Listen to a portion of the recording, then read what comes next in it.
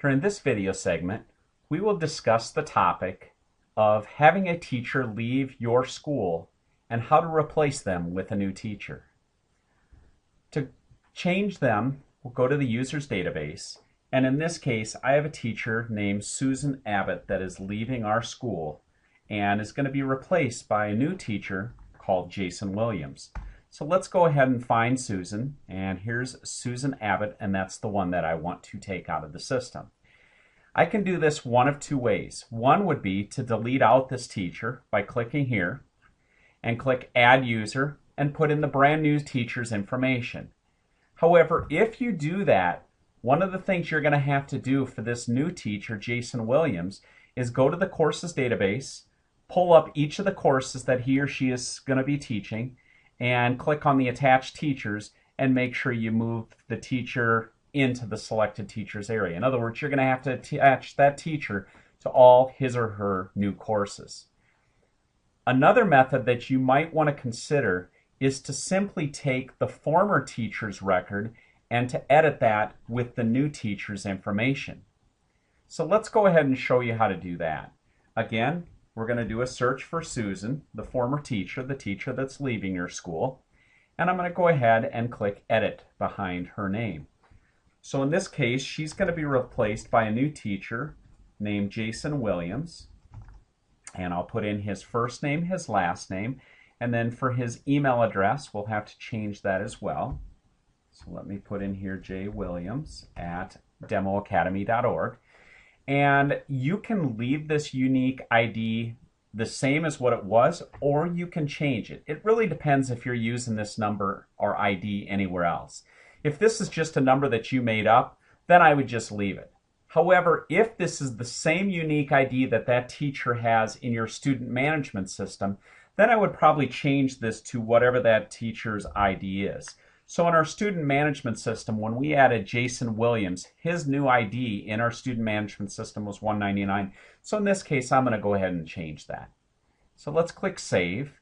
And now let's go to the next tab over. The grouping's probably going to stay the same. As far as the username, though, we'd certainly want to change that so that it has the new teacher's information in. And then you can put in the new password for that teacher as well. And we'll save that.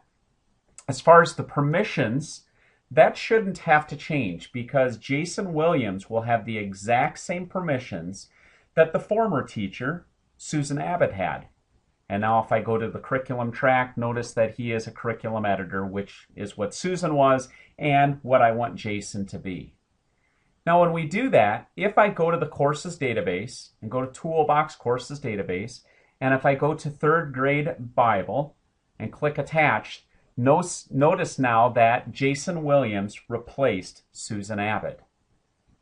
And in fact, we have a report that you can pull up under Reports, User Permissions, and you could pull up that teacher.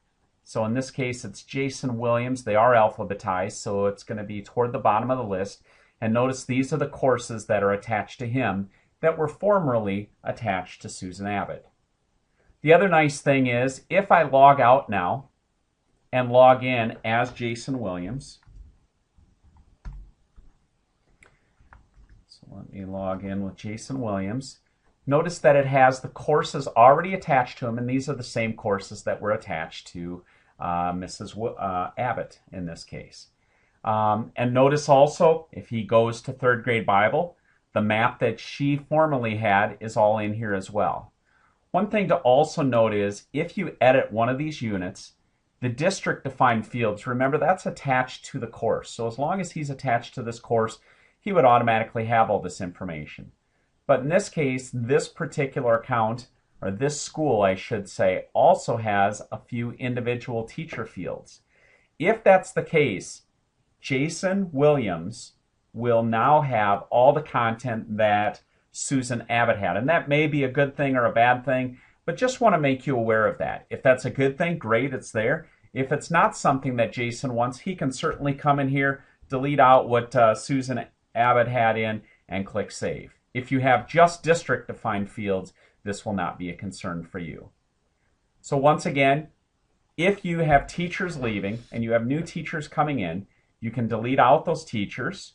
and then add in new ones. If you do that, remember they'll lose all their individual teacher content, but the district defined fields would remain the same.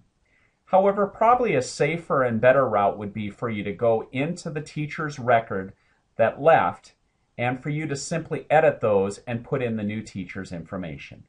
This now concludes this instructional video.